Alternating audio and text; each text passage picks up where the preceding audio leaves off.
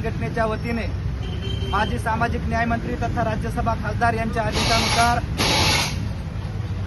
उत्तराखंड या ठिकाणी झालेल्या घटनेच्या निषेधामध्ये या ठिकाणी संपूर्ण महाराष्ट्रामध्ये मुंडन आंदोलन आणि पिंडदान आंदोलन ठेवलेलं होतं।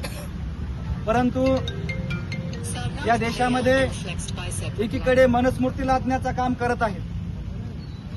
उत्तराखंड या ठिकाणी मल्लिकार्जुन खरगे जे काँग्रेस पक्षाचे नेते आहेत ते त्या ठिकाणी सभेला गेल्यानंतर त्या जागेवरती त्यांनी गोमूत्र शिकून ती जागा शुद्धीकरण करण्याचं काम केलेलं आहे।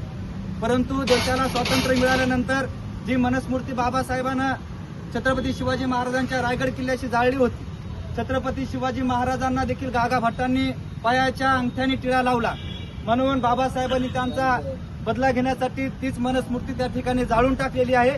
आणि या देशामध्ये मनुस्मृती लादण्याचं काम इथलं भाजप सरकार, आरएसएसवादी सरकार हे जर करत असेल तर त्या मनुस्मृतीला जाळण्यासाठी अजूनही बाबासाहेबांची लेकरं जिवंत आहेत। म्हणून मनुस्मृतीचा जेव्हा विषय तेव्हा त्याला आम्ही जिवंत जाळण्याचं काम, त्यांना गाडण्याचं काम करू।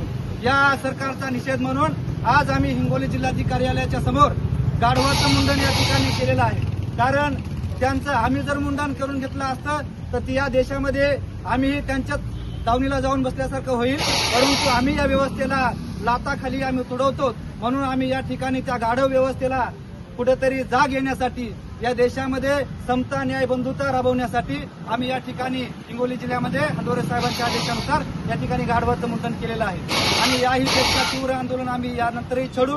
त्वरित लवकरात लवकर उत्तराखंड या ठिकाणी झालेल्या घटनेच्या निषेधामध्ये जे आरोपी आहेत, जे त्यांच्या मागचे कोणाचं राजकारण असेल किंवा ज्यांचे जे माणसं आहेत त्यांच्यावर कठोर कारवाई करण्यात यावी ही या ठिकाणी मी मागणी करतो आणि थांबतो।